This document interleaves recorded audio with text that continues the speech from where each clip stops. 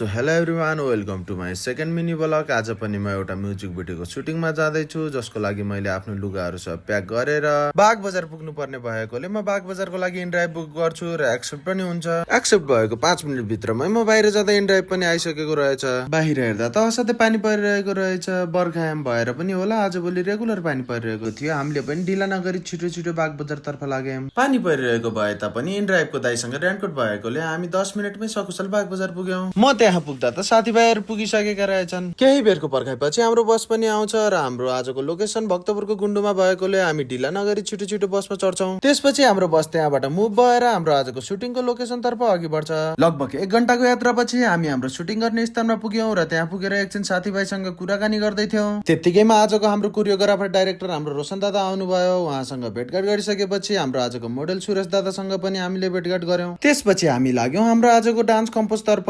रोशन दादाको कोरियोमा डान्स गर्न मजा लाग्ने भएकोले एकछिन सबैले रमाइलो गर्दै हामीले हाम्रो डान्स कम्पोज गर्यौं। हाम्रो कम्पोज सकेपछि रोशन दादाले सुरेश दादाले डान्स कम्पोज गराउँदै हुनुहुन्थ्यो। हामी चाहिँ लाग्यौं ड्रेस चेन्ज गर्न। ड्रेस चेन्ज गरिसकेपछि ड्रेस शो गर्दा हाम्रो ज्वाइँ र मैले भर्खरै रिलिज भएको चक्रबम दादाको हिट सङ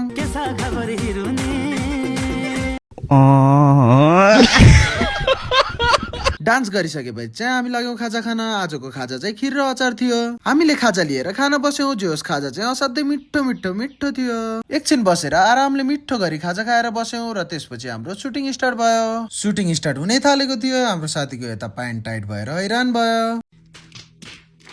हाम्रो टेक सकिएपछि हामी त्यहाँ आमाकोमा बसेर मिठो चटपटे खाँदै एकछिन आराम गरी बस्यौं। हाम्रो आजको लेडिज मोडल चाहिँ एलिना राइमाझी दिदी हुनुहुने रहेछ। एकछिनमा लेडिजहरूको टेक सकेर हामी लाग्यौं खाना खान। सबैले खाना थापिसकेपछि एक ठाउँमा बसेर आरामले मिठो गरी खाना खान सुरु गर्यौं। भोक पनि असाध्यै लागेर होला प्लेट चिल्ल्याउने गरी खाना खाइयो।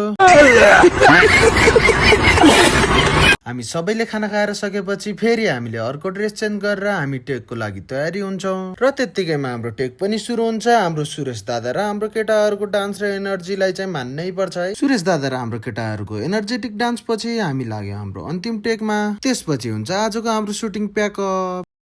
Oh my God! Wow! चल गाडी स्टार्ट कर।